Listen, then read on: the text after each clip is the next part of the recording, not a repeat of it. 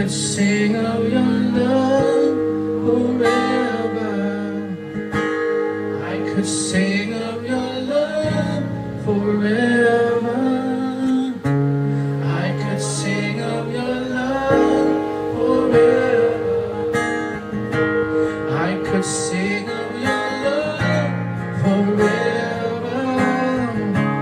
I could sing of your love forever. Sing it, church. I could sing. I could sing of your love forever. I could sing of your love forever. I could sing of your love forever. I could sing of your love. Come on, sing now, church, come on. And I could sing of your love forever. I could sing of your love forever. I could sing of your love forever, Jesus. I could sing of your love forever. I could sing of your love forever. I could sing of your love forever. I could sing of your love forever. I could sing of your love forever, Jesus. And I could sing of your love forever. I could sing of your love forever. I could sing of your love forever. I could sing of your love forever. I could sing, Lord. I could sing of your love forever. I could sing of your love forever. I could sing of your love, Jesus. I could sing. See now, over the mountains. Over the mountains and the sea, your river runs with love for me. And I will open up my heart. I'm happy to be in the truth. And I will daily lift my hand. Oh, I will always sing when you're looking down.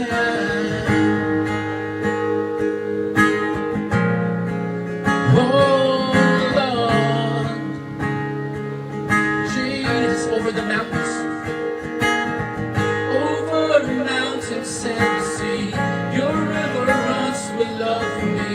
And I will open up my heart and let the healer set me free. I'm happy to be in the truth, and I will daily lift my hands, for I will always sing when you're looking down. I could sing of your love forever. I could sing of your love forever. I could sing of your love forever. I could sing of your love, and we will sing out. I could sing of your love forever. Oh, I could sing of your love. We will sing, I could sing of your love. I could sing of your love forever. I could sing of your love. Jesus, we love you, God. I could sing of your love forever. I could sing.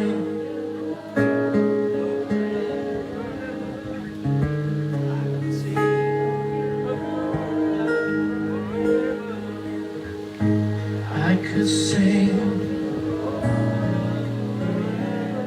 We will sing. I could sing of your love. Oh,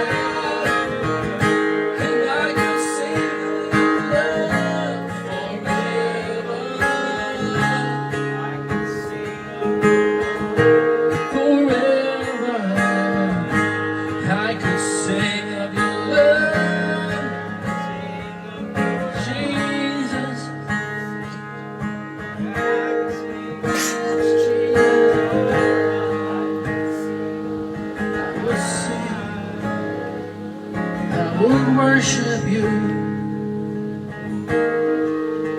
and I could sing of your love, God, of your precious love, Jesus. Mahal ka namin, O Diyos.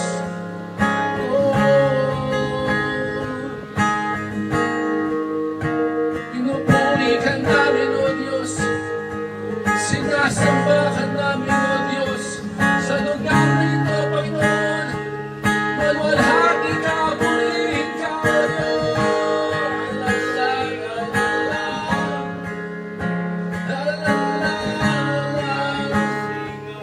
Oh, I could sing of your love forever. I could sing of your love forever.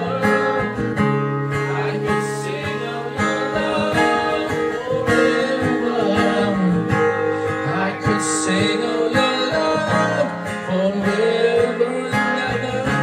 I could sing of your love forever. Jesus, I could sing of your love.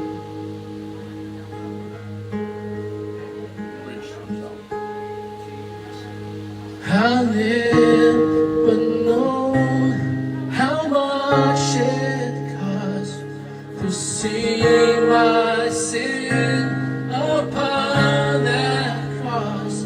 I never know how much it costs to see my sin upon that cross. I never known how much it costs to see my sin upon that cross. And I never know how much it costs to see my sin upon that cross. Here I am to worship. Here I am to worship. Here I am to bow down. Here I am to say that you're my God.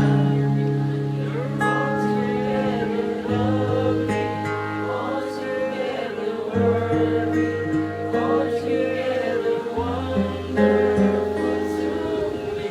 Here I am to worship. Here I am to bow, yes, God.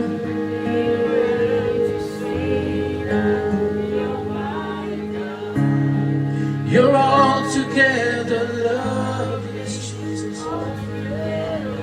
You're worthy, worthy. Here I am to worship. Here I am to bow down. Here I am to sing that you're my God. You're altogether lovely,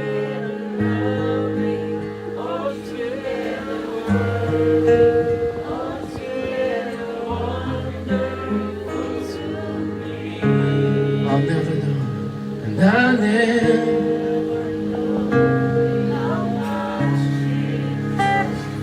to see my sin upon that cross.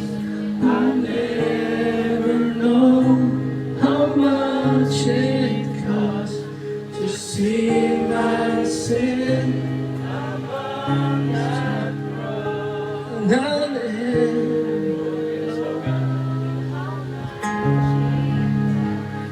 to see my sin upon that cross.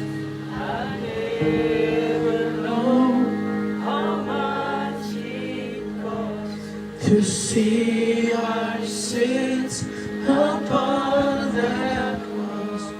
I'll never know how much it costs to see my sins upon that cross. Lord, so here we are to worship. We will bow down.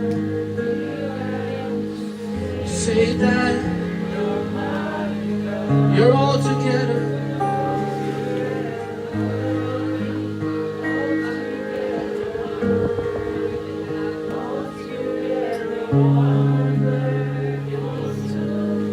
So here I am to worship. Here I am to bow down. You are our God. You're all together lovely, all together worthy.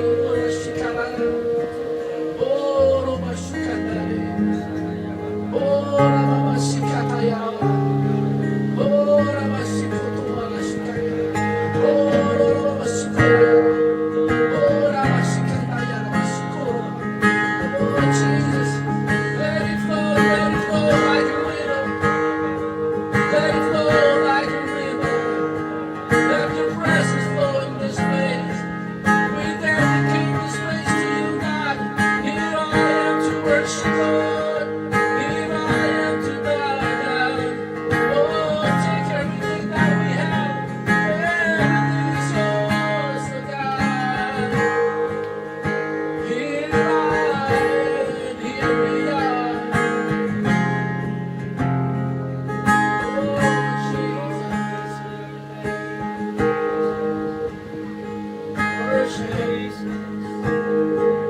Worship you, God. Oh, kay buti mo, Panginoon. Kay buti mo,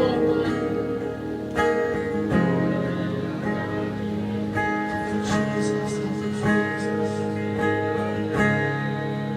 'Cause I never known how much it costs to see my sin. Oh, thank you, Jesus, for the cross. I'll never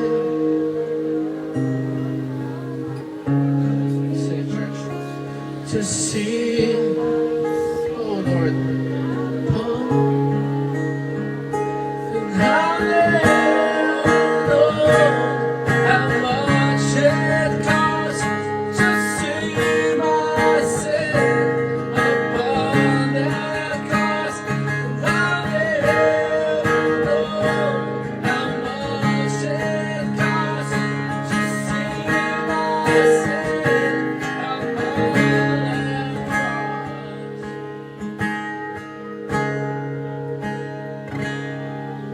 I could sing of your love forever, Jesus.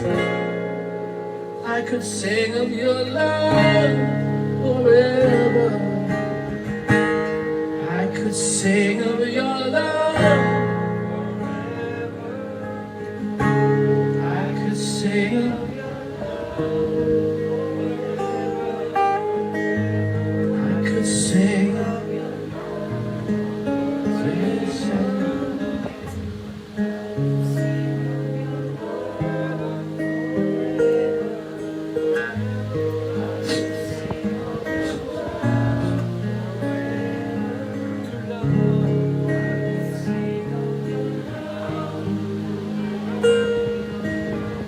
Thank you for your love, Jesus. Oh Lord, you can sing every day about your goodness, oh God, and your love. I could sing of your love. I could sing of your love. I could sing of your love. I could sing of your love. I could sing of your love. I could sing of your love forever. I could sing of your love. I could sing of your love. I could sing of your love forever. I could sing of your love. I could sing of your love. Your love.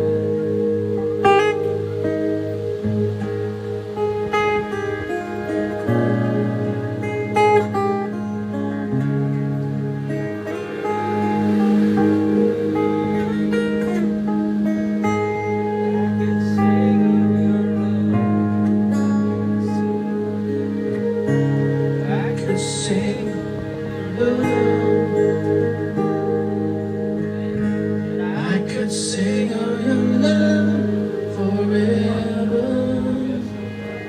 I could sing of your love forever. I could sing of your love forever. I could sing of your love forever.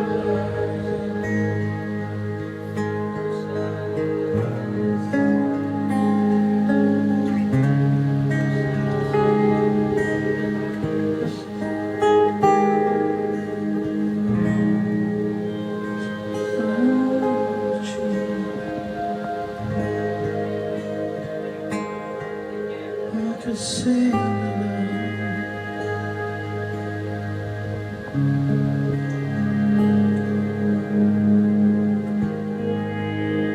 I'm exalted, Jesus. I worship God.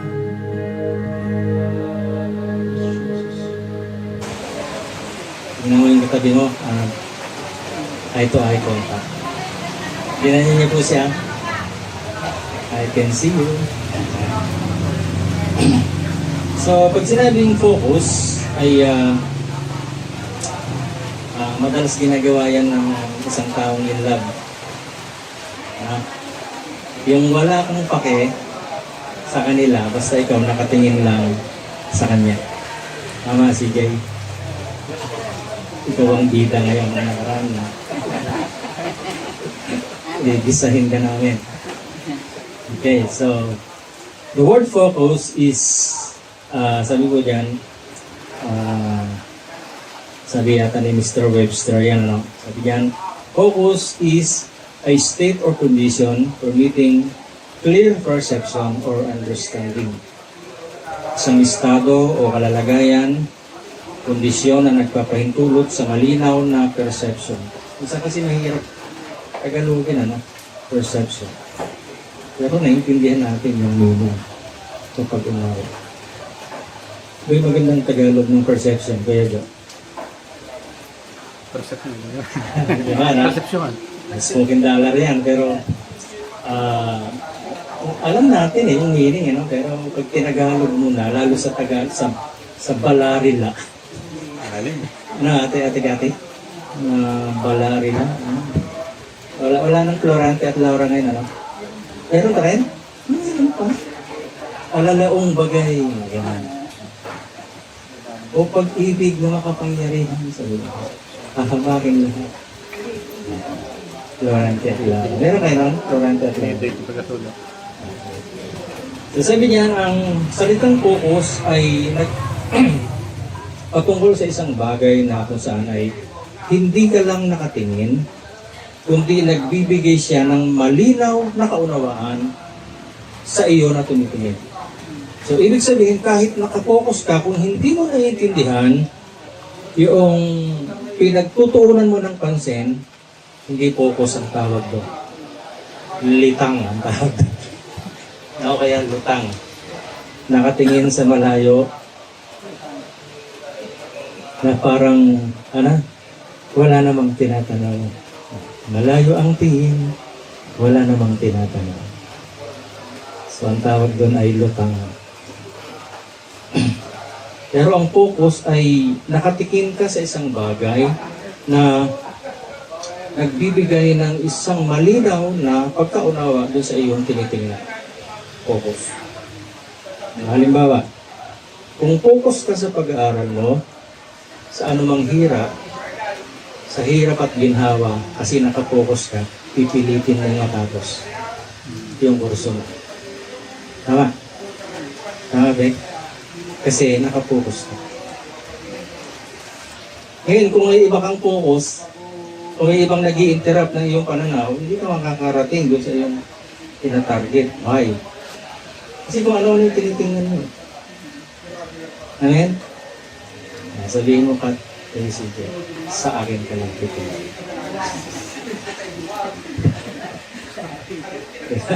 Lawal sa iba. Gigisahin namin kayo ngayon, diba? So, to be focused, so to be Jesus focused means to have a clear perception and understanding of who Jesus is. Kapag ka ikaw daw ay nakapokus sa kay Jesus, ay kailangan meron kang malinaw na pagkaunawa at perception. Hindi ko makuha yung Tagalog nito. Dapat pala tinignan ko sa Tagalog English. Kasi yung mga naka-google nga dyan, tingnan nyo anong Tagalog yung perception.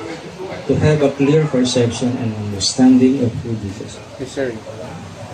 So, makikita natin na Tagalog of perception. kapag ka ikaw ay nakapokus kay Jesus, ibig sabihin, mas nakikilala mo at maunawaan mo kung sino siya. Kasi madalas nating sinasabi, kilala ko si Jesus. Pero naiintindihan mo kaya yung pagkakilala mo sa kanya. What He has done. Sino siya at kung ano yung kanyang ginawa. So yun pala yun. Kung nakapokus ka kay Jesus, sinasabi mong sabihin natin nananampalataya ka rin sa Panginoon, pero hindi mo naman siya ganong kilala.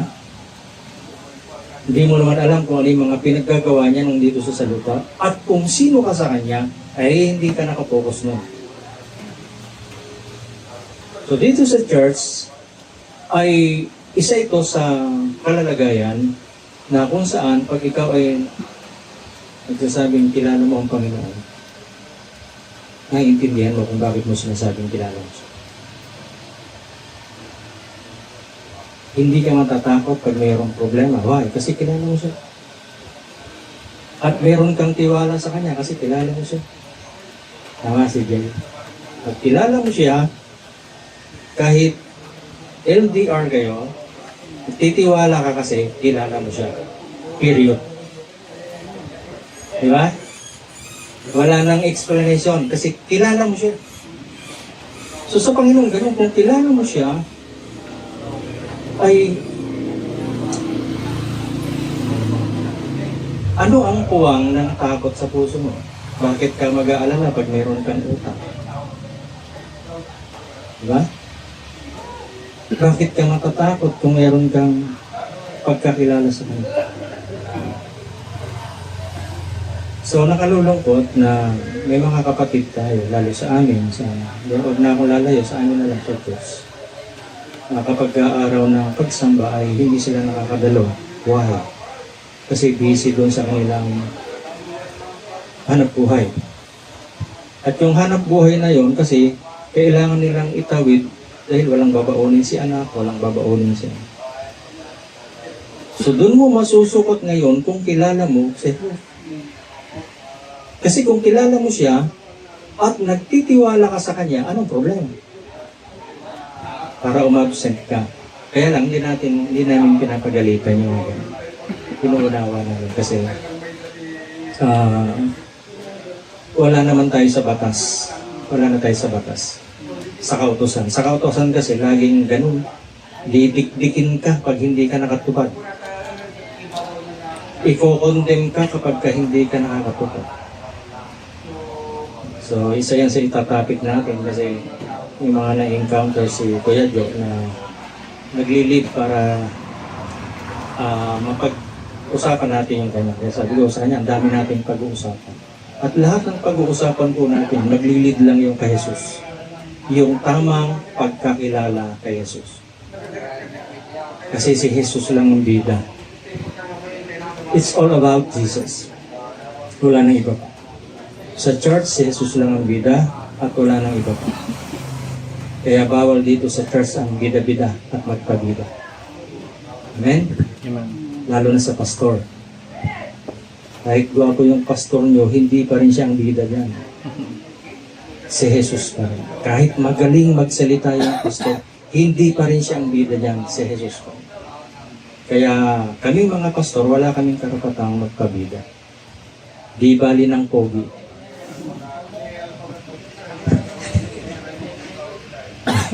Di bali ng pogi na lang, ng bida. Ano ba Yarik? Amen. Okay. Hebrews chapter 12 verse 2. Looking unto Jesus, the author and finisher of our faith.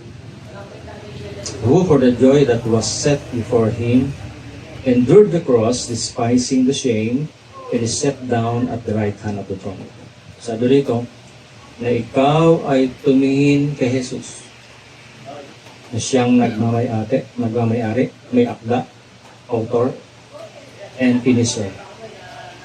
At tumatapos, ng iyong pananampalataya. So, meaning to say, ang ating faith ay hindi atin.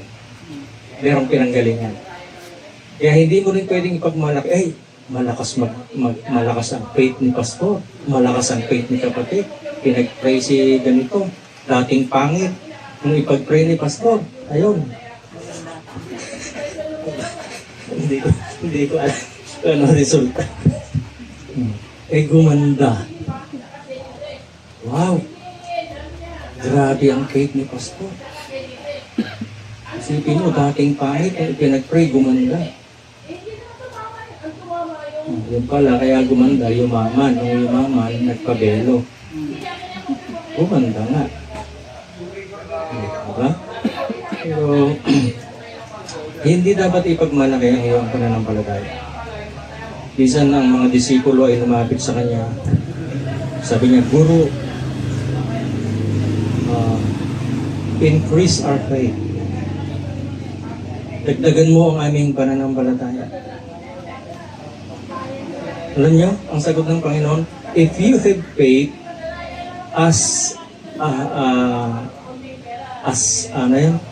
kung meron kang pananampalataya na singlaki ng binhi ng butil ng mustasa, you can say to this mountain, sabi niya, lumipat ka and this mountain will away. Grabe, di ba? Ngayon, pansinin niyo yung sagot, humihingi silang dagdagan yung kanilang pananampalataya o bigyan sila ng malaking pananampalataya. Ang isinagot ng Lord, malaki bang pananampalataya? Hindi. Yung sa panahon nila, yung binhi ng mustasa, yun yung pinakamaliit na klase ng buto. Kapag ka nalaglag dito sa lupa, kung medyo malabo-labo ng mata mo, hindi mo na siya makikita. Ganun siya. Sige nyo, humihingi ka ng malaki, ang ibinigay maliit. Parang, ba't ganun? Gusto kasing ipakita ng Diyos na hindi yung faith mo ang mahalaga. Kasi kung malaki na yung faith mo, baka hindi ka na magtiwala sa Kanya. Kaya yung maliit mong pananampalataya at paniniwala sa Diyos, yun yung magdadala sa iyo para sumandal kay Jesus. Hindi mo kailangan yung malaking pananampalataya. Siya mismo may sabi. Maliit na pananampalataya ang isa pa. Upang mag-accomplish ng kung ano yung gusto mo sa Panginoon. Amen?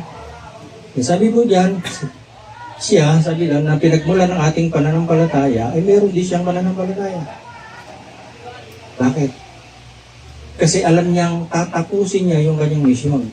Na kahit sa kabila ng kahihiyan na kanyang, isipin mo, anak ng Diyos, anak ng hari, pinanganak sa saban, pinanganak na mahirap. Makahiyayaw na, hanggang sa krus, hinihiya siya. Sinampal-sampal siya doon, palialan niya ang history doon. Hinubaran si Jesus. Hindi totoo yung nakikita natin na kamulatan natin o na nakabahag. Ang original na pagkakapao kay Jesus walang saklot. Bakit? Yung kasing ginamit sa kanya, mamahalin. Sabi ng Bible, pinag-toss coin nila yung pinaka-cross kung sino mananalo doon. Bakit ganoon? Yung mga sundalo. Kasi mamahaling tela yun. Kasuotan yun ng isang hari. Kaya nung ipako siya sa krus, nakahugot-hugad yun. Ibig sabihin, yung kahihiyan. Nakakahiya yun. Ang istorya po nung nasa lumang tipan, kay Joseph. Minsan titingnan natin para maintindihan natin. Kapako siya sa krus, hugot-hugad. Bakit? Kasi yung kahihiyan natin hanggang sa krus dinala niya. Yung sumpa, yung kahihiyan, kasama yun sa binayaran niya sa krus. Despising the shame. Hindi niya tinignan yung kahihiyan niya. Diretso siya sa kanyang mission. Why? Kasi si Jesus meron ding focus. Ang focus ni Jesus, iligtas ang tao. Kaya kung gusto nyo maligtas, mag-focus ka doon sa tagapagligtas. Amen. Jesus, focus. Luke chapter 24, verse 27. Sabi ko dyan, and beginning at Moses and all the prophets, ito yung pinagsishare namin kanina ni Kuya Jo, hindi lang nabanggit. Beginning at Moses and all the prophets, he expounded unto them in all the scriptures the things concerning himself.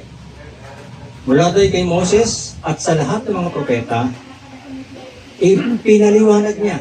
Yung salitang expounded ay binulat-lat niya. Inireveal niya, binulgar niya lahat ng lahat ng mga bagay na nasa kasulatan na tumutukoy sa kanya. Sinong tinutukoy? Si Jesus. Sino ang bida? Si Jesus. So meaning to say, from Genesis hanggang doon sa panahon, wala pa namang Matthew nun Malakias. From Genesis to Malakias to Malakay, si Jesus lang ang tinutukoy doon. Kaya yung titles na tinutukoy doon, si Jesus yun. It talks about Jesus. Yung mga offering na binabanggit doon, si Jesus yun.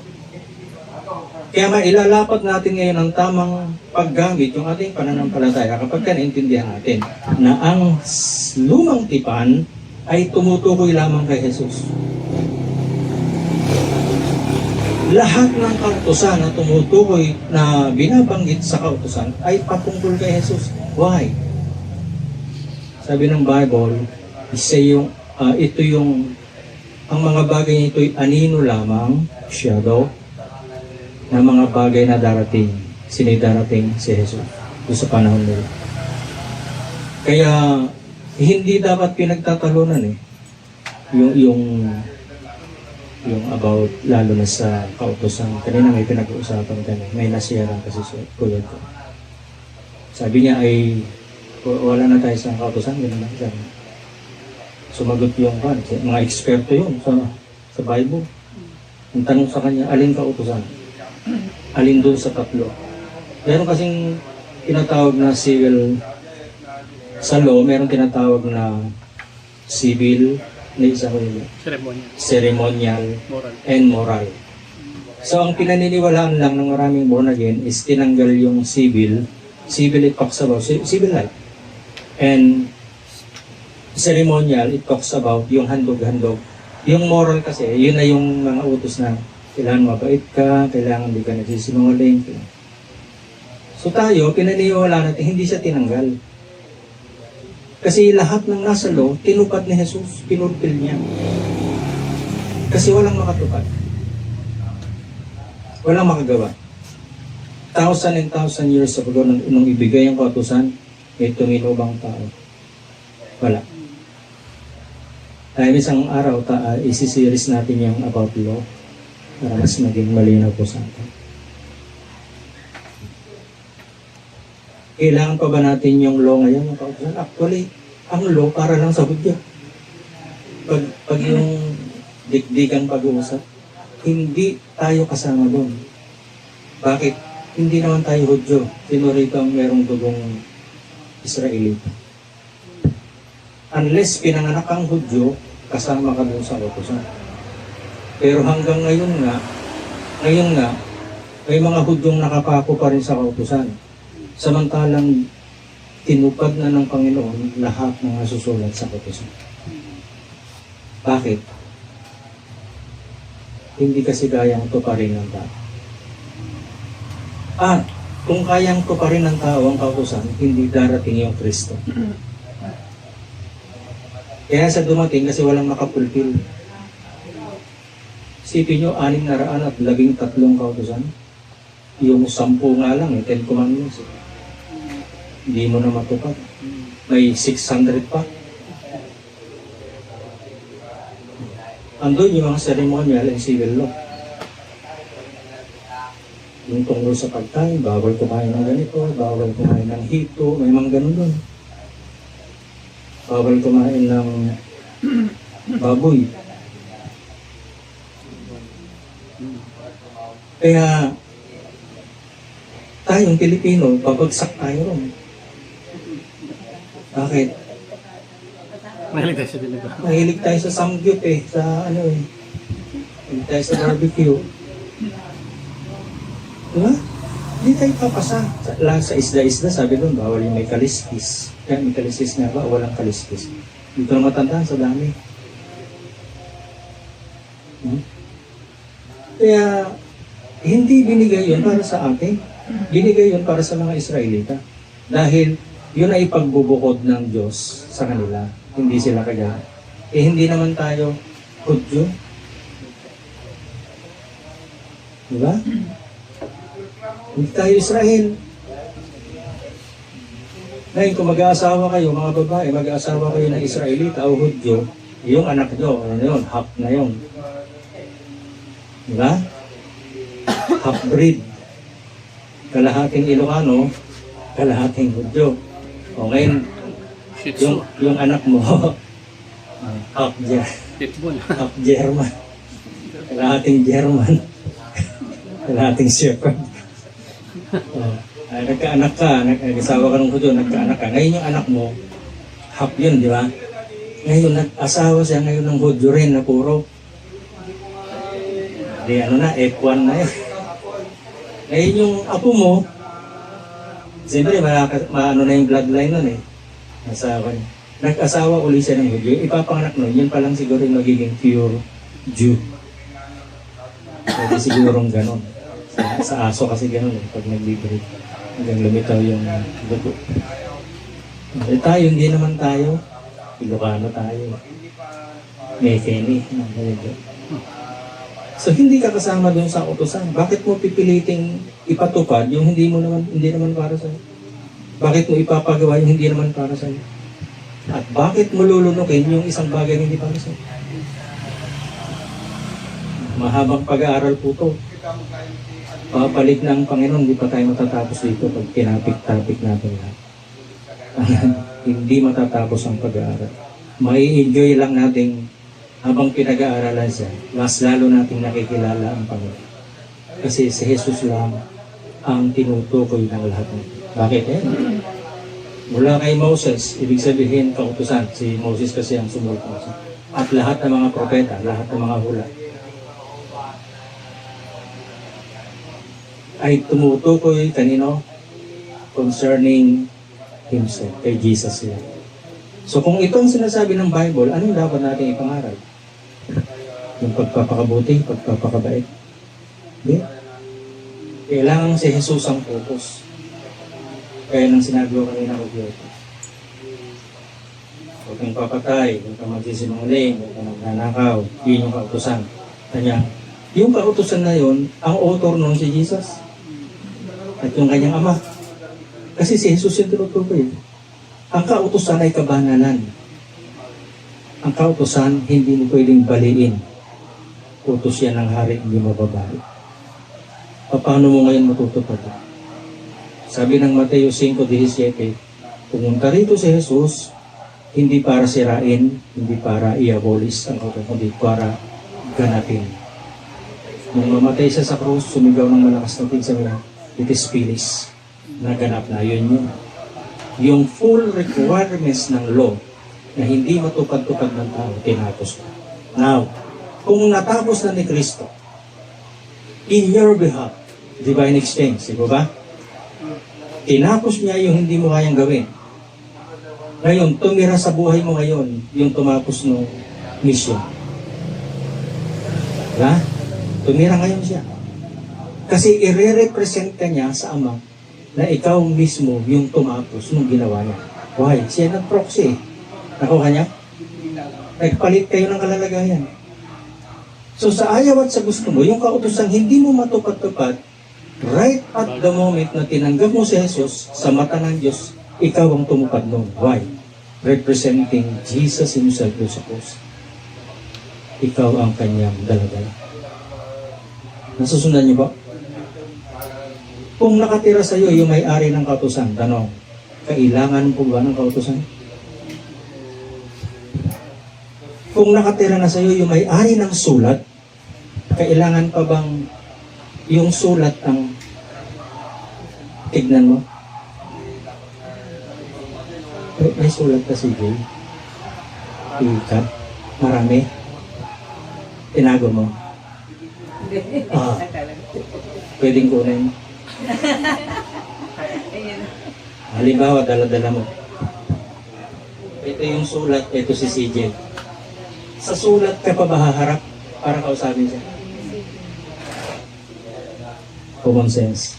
Binigyan tayo ng utak ng Diyos. Ito yung kautusan. Ito yung si Jesus.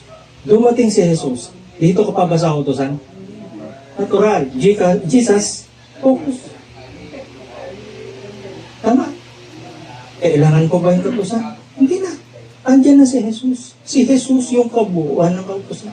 Sa ayaw at sa gusto mo, pag tinanggap mo si Jesus, babait ka. Hindi ka na papatay. Hindi ka na magsisinungaling. Hindi ka na magnanakaw. Why? Kasi andyan na yung persona ni Jesus. Siya yung gumagawa sa buhay. Mahirap bang maintindihan? Mahirap pa? Hindi. Hindi na kasi tinuro sa atin. Kaya pinahirap. Sabi nga ni Kuya Jok, dami kasing kung ano-anong kaek-ikan. Yung pinagagawa nito mga aral na ito. Pinahihirap yung pagsunod sa Panginoon na hindi naman mahirap kasi nga meron nang gumawa nung dapat mong paghirapan. Dapat ikaw ang ipapako sa krus. May nag-proxy. Divine exchange. Yung divine exchange actually hindi pa po tapos yun. Kasi kung itatakil natin talaga, kasama po yun, magdudugtong-dugtong yun. Baka makakatatlong anniversary na tayo, hindi pa tapos yung topic ng divine exchange. Ganun siya kalawak. Kasi lahat ng himay-himay niya, doon babalik. Kasi yun ang Ebanghelyo. Niligtas ka ni Jesus. Amen. Kasi, ang sabi ng Lucas, lahat ng nakasulat at sinulat ni Moses at mga propeta tungkol lamang kay Jesus. Ang ganda dito ba? Kaya, kung tungkol kay Jesus, dapat Jesus focus. Siya lang ang tutukan. Amen. Okay, sabi ko dyan, problem focus or Jesus focus.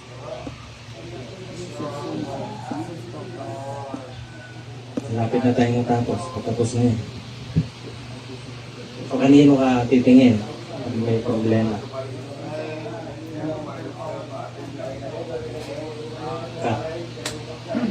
Kung may problema kayo, kanino ka titingin? Sa kanya? Pag sa kanya ka tumingin, makikita mo siya yung problema. Tama?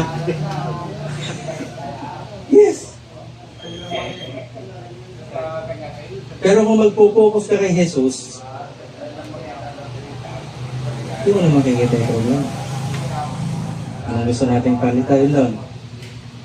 Si Jesus kasi ang kasagutan, solusyon sa lahat ng ating katanungan. Siya lang. Okay, matapos na tayo. Sabi ko sa inyo, exil lang ito. Last part, again, Psalms 34 verse 3. Oh, magnify the Lord with me and let us exalt His name together. Sabi ni Haring David, sa kanyang panahon, sabi niya, magnify the Lord with me, with me. The word magnify, it talks about focus. Pag hinamagnify mo yung problema mo, kahit maliit lang yan, pag tinutukan mo yan ng paningin mo, sa ayaw at sa gusto mo, mamayang konti, lumalaki yan. Kaya sa mag-asawa, sa mga mag-boyfriend, no? Maliit na problema lang. Kasi na-magnify yung problema, boom, mag-explode. Ang buhay may asawa, ako sa pastor, hindi ko masasabing perfect ang marriage yun. Dahil wala namang perfectong marriage. Kaya mapalad yung mag-asawa na hindi nag-aaway. Mapalad yun, ngayon ko si ate-kate, yun si Kuya Rin. Hindi kayo nag-aaway kahit minsan. Di ba? Bakit? Mababalitaan mo, mag-asawa nag-away, naghiwalay. Anong pinagmulan, hindi masarap yung timpla ng kape. May kabagay-bagay ba? Wala. Pero dahil na-magnify yung problema, nagsanga-sanga na, lumaki na, lahat na, pati biyanan, idinamay na. Why? Kasi minamagnify yung, balik mo kaya Justin? Minamagnify yung problema. Ano? The word magnify, doon galing yung salitang magnifying glass. Sino rito ang nakakita na magnifying glass? Sino rito yung hindi pa nakakita ng magnifying glass? Anong bata kami sa school, meron yan. Pinaglalaroan namin. Ha? Yung magnifying glass, pag tinutok mo yan sa maliit at hindi halos makitang bagay, anong nangyayari? Lumalaki. Tama? Namamagnify.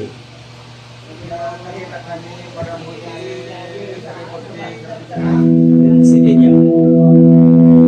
Kung itututok niyo ang mata niyo kay Jesus, imamagnify. Lalaki ba sa Jesus? Yun ang sinasabi ko natin na sa paglilingkod at paniniwala sa Panginoon, once na nakapokus ka kay Jesus, hindi pwedeng hindi siya mamagnify. At kapag kasi ang focus ng iyong magnifying glass, kanya, ang isang trabaho ng magnifying glass, pag nilalapit mo siya, lalaki yung vision. Pag nilalayo mo, layo mo doon sa bagay, sa katapat sa araw, ano mangyayari? Mas malayo kasi merong target. Mamayang konti, masusunog. Tama? Masusunog yung tamo yan o ano. Pag tinapat mo siya naman sa araw, tapos nakatutok doon sa ano. May race yun eh. Mayroong tawag doon sa race. Sinag na focus. Dalawa yung trabaho. Pag problema, yung andyan, iangat mo yung magnifying glass para masunog yung problema. Dahil pag inilapit mo yan, lalaki yung problema. Ilayo mo, susunugin niya. Kay Jesus, ilapit mo yung magnifying glass. Lalaki si Jesus. Pag nilayo mo, unti-unti liliit, ay masusunog. Although hindi siya nasusunog, no? Ibig sabihin nun, hindi mo na siya makikita. Amen? Ganun lang po. Putol-tol. Siningit ko lang. But I believe, kasi isang salita lang ng Diyos yung maintindihan ko natin. Sapat na yan. Para yung faith natin ay mag-boost, lumagol. Jesus, focus. Ibig sabihin, sentro lang si Jesus. Malayo pa po yung ating journey. Marami pa tayong pagsasamahan. Marami pa tayong mararanasan. Meron tayong mga pag-iyak, mararanasan. At meron din namang pagtawa. Pero ang masasabi ko lang po habang pinagsasama tayo ng Panginoon, through thick and thin, sa hirap at ginhawa, sa lungkot at saya, sa lahat ng pagsubok na darating, hanggat magkakahawak po yung kamay natin at nakapokus tayo kay Jesus, ma-accomplish po natin yung mission ng buhay natin. Amen. Marami po kayong mararanasan. Kaya sa akin po yung tinagal ko sa kuya ko, 3 years and kasi nagsimula ako dun December 2021. So ilang buwan na lang, mag 4 years na sana kami. Eh, tinapos na po nila yung kontrata, so wala magagawa. Ibig sabihin, may sinisimulang maganda ang Diyos dito sa Diyos. Amen? Pag isinara niya yung pintuan, meron siyang ibang pintuan bubuksan. Pag yung opportunity ay lumagpas sa'yo, kang matakot, huwag kang mag-alala. Meron pang iba. Pag nalugi ka sa iyong business niya, okay lang. Then try another one. Okay? Hindi mo magamit yung kurso mo, mag-isip ka na, siguro merong itinalaga ang Diyos sa'yo. May kakilala ko, alam niyo, kaibigan ko ako. Yung anak niya is, kung di ako nagkakamali ay cum laude ng Ororio. Hindi ko lang alam kung taon. Or parang sumakum laude yan. Nursing. Matalinong babae. So, dahil matalino, napasok sa St. Luke. Pag sinabing St. Luke, sa mga nurse, ano yan, sa mga doktor, medyo. Pag sinabing taga St. Luke, ibang klase. Ngayon, nag-pandemic. Pandemic. Nung pandemic, wala siyang magawa, nagtudrawing siya kasi meron siyang talent sa pagtudrawing. Anak ko yun ng kaibigan ko, born again. Tapos, nakatuan niya, sinali niya sa exhibit. Actually, sa GMA, sa din yata yung present.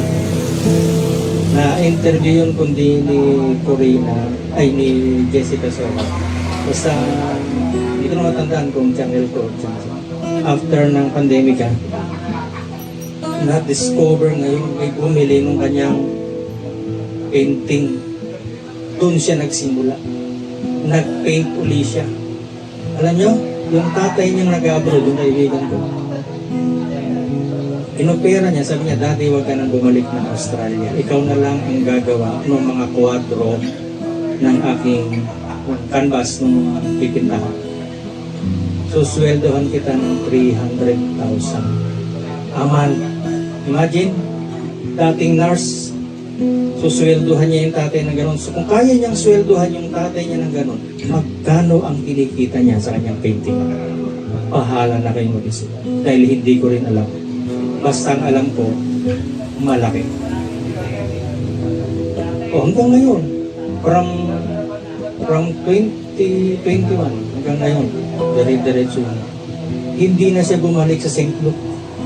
Yung kanyang profesyon as a nurse, tinapon na niya.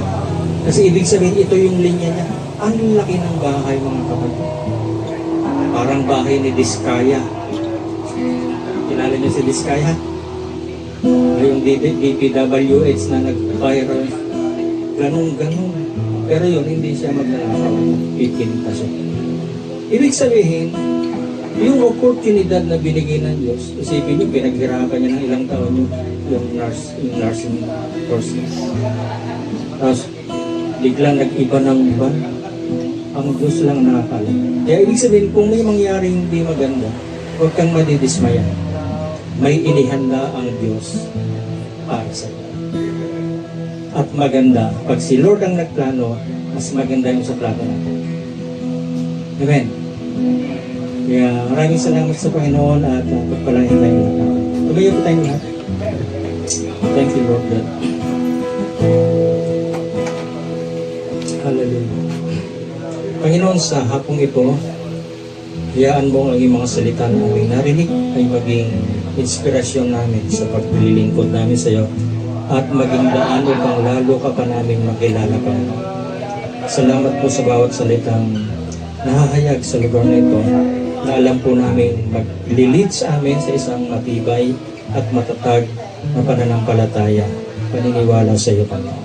Lord, sa aming pagtitipon ngayong hapon hanggang sa aming paghihiwalay, dalangin ko, Panginoon, na baunin namin ang iyong mga salita as an inspiration, Father God, sa mga trials, sa mga challenges ng buhay na nasasalubong po namin, Panginoon. Lagi po namin makita at maalala na sa kabila ng mga problema, mga pagsubok na dumarating, focus lang kami sa aming paningin sa iyo. Ikaw, Jesus, ang aming